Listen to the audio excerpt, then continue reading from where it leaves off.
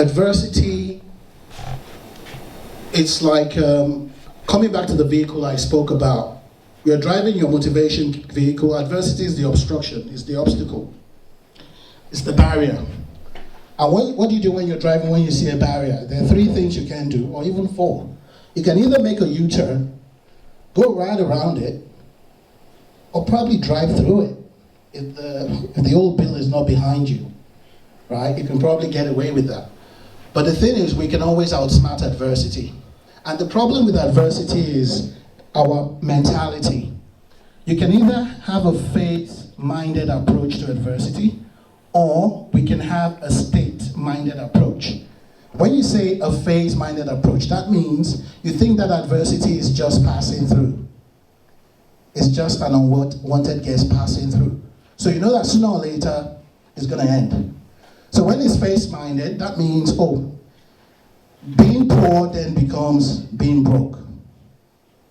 When you say you're poor, it's a death sentence. You're pretty much saying, I'm never going to have money.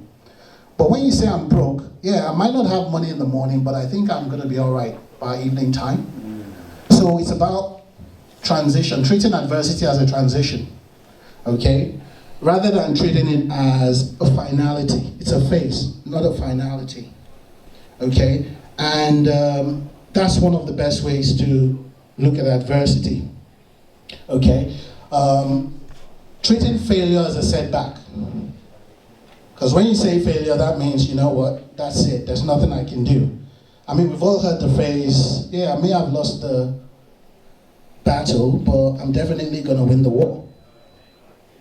And it's just about mindsets. Ladies and gentlemen, we all have what it is, but people say, how can you become positive when trauma is staring you in the face? It's not easy. How can you just will yourself to say it's going to be okay when you know, I don't think it's going to be okay. And that's where success memories comes in. Success memories just means every little thing that goes well in our lives, learning to journalize it. We don't have the best memories in the world. We've been wired that way. We're wired to remember unpleasant things easier than we remember the things that are going well for us. It's just human nature. So how do we counter that? Journalize things.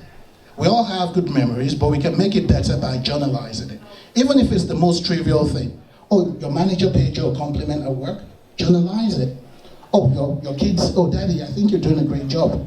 Journalize it. Because when the storms come, we need a reference point to tell us that, hey, it's going to be okay. So the journalizing is your evidence, not people telling you what you've done. It's you telling yourself, oh my God, this is what I did. And just on a final note, a very fascinating story about how to journalize, but in a different way, okay? And maybe we can all learn a thing or two from this. I was watching a documentary the other day on called Yellowstone, and it was talking about a nutcracker bird, okay? A nutcracker bird. And it was telling how nutcracker birds actually save food during the summer in time for the winter. And you know what these birds do? And their brain, put it this way, right? They actually keep their nuts. They bury the nuts during the summer. And when they bury the nuts during the summer, they then put stones. They mark the places where the food are with stones. And what happens when winter comes, regardless of the inches of the snow or how deeply buried the nuts are in the ground, because of the markings, those birds are able to tell where their foods are.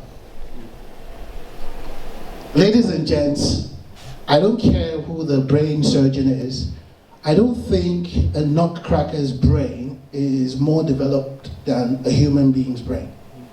So if a nutcracker bird can do that, I think we could do better. I most definitely do.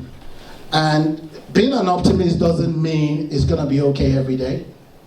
Being an optimist just means even when it's not, I have the inner resources to not just survive, but to also thrive. And on one final note, ladies and gentlemen, on one final note, something for us to go away with. So long as we're able to conquer the battles that rage within us, so long as we can master what's within us and be the masters of our own inner thoughts, the battles that surround us, which life presents to us, doesn't stand a chance.